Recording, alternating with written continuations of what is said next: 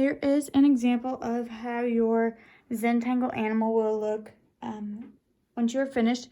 It may not look just like this. Yours may be in a different direction like this. I am going to be uploading some examples to the assignment on Canvas. So be on the lookout for those. But this is my example I'm using. A couple things. You're going to have your light Zentangle designs in one area. You're going to have the medium tone Zentangle designs in another area and darker ones in a third. This one's not as differentiated as it should be, but you can still tell the difference in the background and the seahorse and the seaweed, that none of it all really blends together to make it look like separate pieces instead of all one. So we're going to be drawing these sections that you are going to use for this, and then I will do a very quick sketch similar to this one for you. I'm going to be using pen just so you can see it really well, and so I can write down measurements that you may need to have, and you can reference this as needed. Remember, drawing lightly. I don't want to see pencil lines very much. You're going to be tracing everything, so it's not going to be as big of an issue for this project.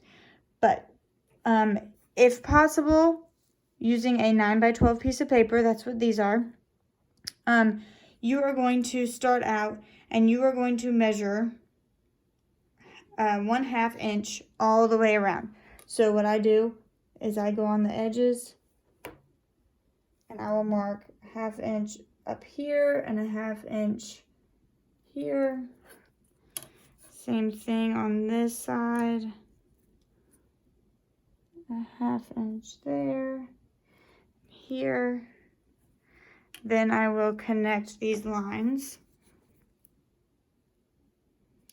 Make sure you're lining them up. Don't go all the way to the edge. What I do when I do this is I will go from 9.5 all the way to 1/2. Same thing on this. Do it this way so I can see my numbers.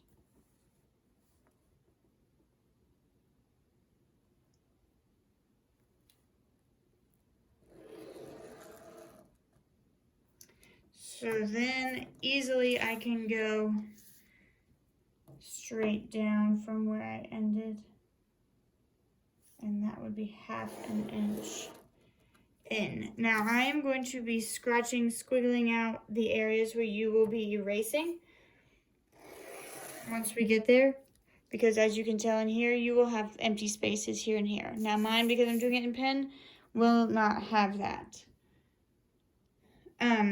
So you've got 1/2 inch in border all the way around your piece of paper. Now you want to measure 3 inches in from here and 3 inches in from here. So just like we did before, start 0 to 11. So we'll mark 3 inches and we will mark up at 8 inches. So this border is a 1/2 inch border. And then this space here is 3 inches. And this space here is also 3 inches. Don't write these. I'm just doing it so that you can see it if you need to visually see the numbers. So then you will draw lines straight across.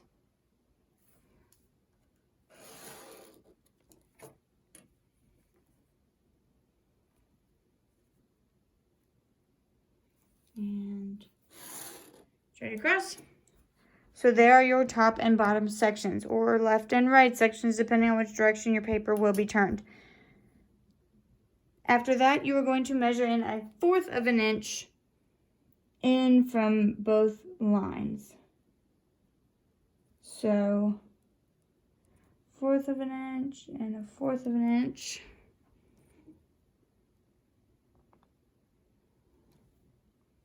Fourth. And you will draw these lines straight across.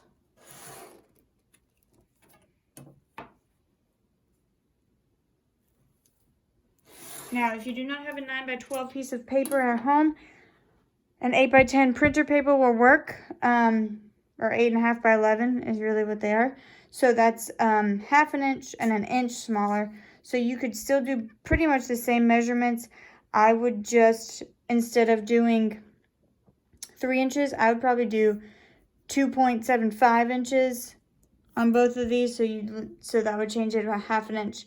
And then your middle would be just slightly different than this, but that is also an option. So you're going to erase these 4 spaces. And that is a 1/4 inch space, both of them. So now you should have your paper laid out, drawn just correctly. Now at this point you can go and outline yours in black. Make sure you don't draw over these lines. That's the most important, and that is where people mess up the most. That is going to be part of your grade, that you have 3 separate sections, no lines connecting. Now, I'm going to use pen, but what I want you to do is I want you to draw your animal, and because you're using pencil, you can go over your lines, but I want you to draw your animal, and I want you to make sure, pen, stop working. I want you to make sure, I'm not doing very good on this. Can't talk and draw at the same time. I want you to make sure that it goes over all 3 sections. It's a little fat seahorse with a really weird, awkward head. Should be like this. A little bit more. Anyway, if you were drawing pencil, you could always erase. So you're going to have your very basic features of your animal. I want you to have an environment. So if you're out in the wilderness, have some trees, have some mountains. Now these do not have to stretch over all 3, but if they do, it's going to give your project more dynamic look. So I want you to draw your basic things in, and then you're going to choose where you're going to have your values for your Zentangles. So I'm going to have medium values in here. If you're writing in pencil, this is totally fine to do. Background's going to be light, and my environment is going to be dark. So if I were to go through this, I could use this as a background. This would be a good dark values for the environment. This is a good dark value.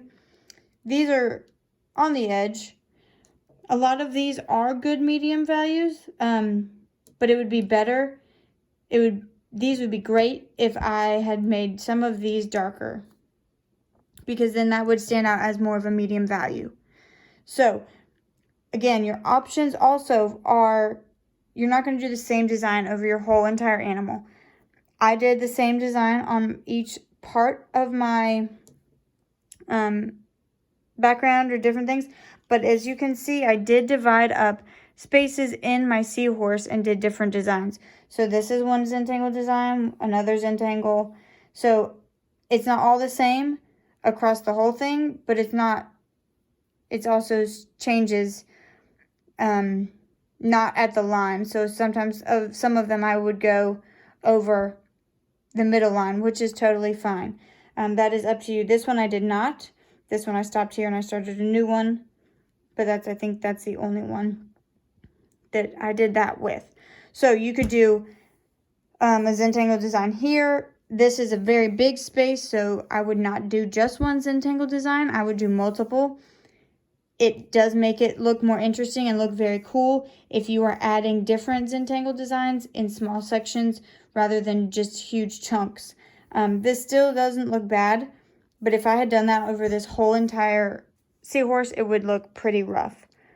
So when you're doing your Zentangle designs, please make sure that you are thinking and you are being careful and diligent on how your design looks. Practice is never bad. Always make sure that you've practiced it enough, and draw it in pencil first. All of this was drawn, majority of this was drawn in pencil first, and then gone over in pen, and the pencil erased afterwards. Always make sure you erase your pencil lines unless you're doing a pencil drawing. This will be done in ink pen, Sharpie, things like that. You will end up outlining your animal in a thicker Sharpie to help make it stand out. Like the seahorse has a thicker outline around the whole entire edge of the seahorse. If you have any questions about this project, please let me know. I will post a picture of this. I'll post a picture of the completed one. I'll also post a couple other pictures of some other completed ones. It is up to you what kind of animal you choose, but make sure that it goes across all 3 of the panels. If you do your animal this way, it just needs to go across all 3. If you did an elephant, you make sure you have yours across all 3. But do not hesitate to choose an animal that you love. It can be an insect, it could be a snake, it could be a bug, it could be whatever you choose. This should be a fun project. It can be relaxing at times to do these Zentangle designs. Don't stress about it. Send me an inbox message or a remind text. If you have questions, concerns, confused about anything, I will help you figure it out. So this is the second project that we will be doing this year. Our next few projects after this are going to be fall related, so that will be fun.